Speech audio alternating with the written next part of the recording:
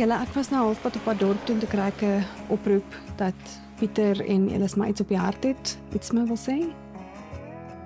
Ja, ek sou dit ook... Jy kan, maak nie saak. Ja, nee, Andy, ons het maar, of sy het ook gevoel, dit is maar, daar gaan niks meer as vriende van ons toe af verder kan aangaan nie, so ja, sy het maar besluit om maar eers te gaan, ja. Is dit iets wat van albei kante afkom?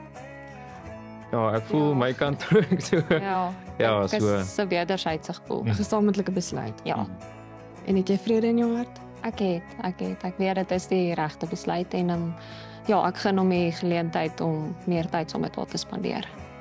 Het jy vrede in jou hart? Ja. So wil jy dan vanaand huis toe gaan? Asseblief. Okay. En Zali, hoe voel jy? Gelukkig. Gelukkig. Het jy meer tyd saam Pieter? Okay. As ek terugkom sal ek 'n bietjie met julle gesels. Dan gaan ek jou gou wegvat. Om iemand op 'n vriendskaplike vlak te leer ken, sien jy eers aan die ander kant